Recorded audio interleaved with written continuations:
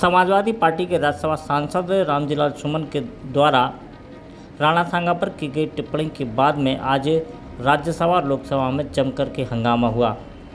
रामजीलाल सुमन अपना पक्ष राज्यसभा में रखना चाहते थे, लेकिन विपक्ष सरकार के पक्ष के सांसदों के बड़े हंगामे के बाद में उन्हें बोलने का अवसर नहीं दिया गया। सभा में मुझे जानबूझ करके नहीं बोलने दिया गया, क्योंकि वो लोग जानते थे कि मैं जब सच्चाई बोलूँगा तो वो अपने आप चुप हो जाएंगे। एक परंपरा है कि जब कोई माननीय सदस्य किसी के नाम का उल्लेख करता है तो उस व्यक्ति को सफाई देने का पूरा अधिकार होता है। माननीय सभापति जी ने कृपापूर्वक मेरा नाम पुकारा, मैं बोलना चाहता था लेकिन मुझे बोलने नहीं दिया गया। अगली बार जब भी मौका मिलेगा हम कोशिश करेंगे कि हम राज्यसभा में अपनी बात कहें। सांसद सुमन का आरोप था कि वह अपना पक्ष राज्यसभा में रखना चाहते थे, लेकिन उन्हें बोलने का मौका नहीं दिया गया।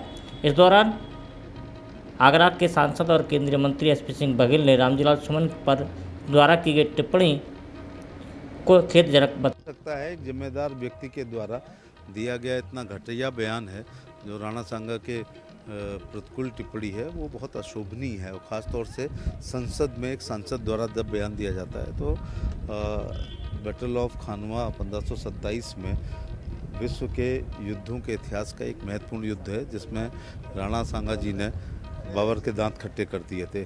80 घाव हुए थे, उनका एक हाथ, एक पैर, एक आँख चली गई थी। और बाबर खुद, सुमन जी बुराई कर रहे हैं, लेकिन बाबर ने अपने तुझकी बावरी में, जिसको बाबरनामा कहते हैं, उसमें लिखा कि राणा सांगा की वीरता की और राजपूतों की वीरता का बखान उसने अपनी डायरी में किया है। रामजीलाल सुमन जी का कहना है इस जन्म में तो वो अपने बयान के लिए माफ़ी नहीं मांगेंगे। वो इस जन्म में अगर माफ़ी नहीं मांगेंगे तो इस जन्म में उनको कोई माफ़ भी नहीं करने वाला है। खड़गे जी का इसको दलितों के विषय से ये बयान किसी सवर्ण का होता या बैकवर्ड का होता या शेड्यूल कास्ट का होता, किसी का भी बयान होता, उसको देश स्वीकार नहीं करता। जहाँ पर उन्होंने वीर योद्धा का अपमान बताया, तो वहीं पर उन्होंने माफ़ी नहीं मांगने पर देश की जनता उन्हें माफ़ नहीं करेगी। यह बात भी एसपी सिंह बघेल ने सुमन के बारे में कही। इस दौरान संसद की कार्यवाही में हिस्सा लेने के लिए कंगना रनौत ने भी सांसद रामजीलाल सुमन के द्वारा राणा सांगा पर की गई टिप्पणी का विरोध करते हुए उन्होंने कहा कि राणा सांगा वीर योद्धा थे, उन्होंने 100 से ज़्यादा युद्ध लड़े थे। सांगा जो है वो संपूर्ण भारतवर्ष के लिए जो है वो स्वाभिमान, स्वतंत्रता संघर्ष का एक प्रतीक है। ये वो योद्धा है जिनकी वजह से आज हमारा वजूद है। 100 के 100 युद्ध उन्होंने लड़े। वो सब के सब महाराणा प्रताप जी खुद कहते हैं कि उनकी वो इंस्पिरेशन रहे हैं हमारे क्षत्रिय समाज के लिए। वो एक बहुत बड़ी हमारे स्वतंत्रता सेनानी या एक तरह का कह लीजिए कि वो हमारी बहुत बड़ी धरोहर है। तो उनका इस तरह से अपमान करना, आए दिन कोई ना कोई इस तरह से एजेंडा चलाना और देश में ये प्रतिक्रिया लाना, ये क्रोध की और ये एक मन मुटाव की और काटने की या बंटवारा करने की ये जो भावना हमेशा लाते रहना, ये बहुत ही गलत बात है। और मुझे लगता है कि जिन लोगों ने किया है उनको उनका ड्यू देना चाहिए। और यहाँ ये कहीं नहीं लिखा कि उन्होंने किसी तरह का कोई देशद्रोह किया, ये कहीं नहीं लिखा कि कोई हिस्टोरिकल इसका कोई फैक्ट नहीं है। तो प्लीज़ इस तरह की बातों से रिफ्रेन करें। और हमारे क्षत्रिय समाज ने बहुत खून दिया है इस देश के लिए, तो उसका भी मान रखें। धन्यवाद।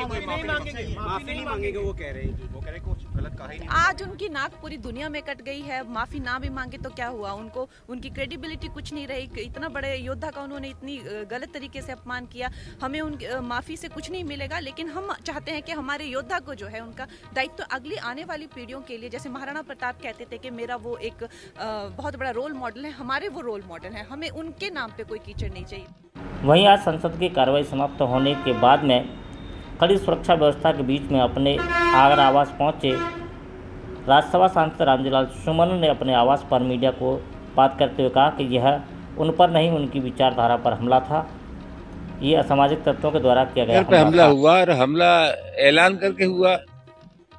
तमाम दूरी तय करने के बाद जो अतिवादी लोग थे, अवांछनीय तत्व थे, वो हमारे घर पे आ गए, तोड़ फोड़ की, गाड़ियां तोड़ी, शीशे तोड़े, कुर्सियां तोड़ी, हमारे घर के गेट को भी नुकसान पहुंचाया। तो उनका तो इरादा हमारे परिवार को नष्ट करने का था।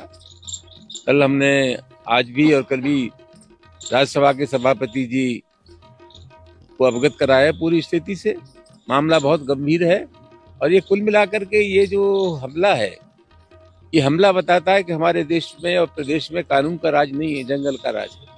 राजनीति में अभिव्यक्ति की स्वतंत्रता है और उतनी स्वतंत्रता इस बात की है कि अगर हमारी राय से कोई इत्तेफाक नहीं करता तो जनतांत्रिक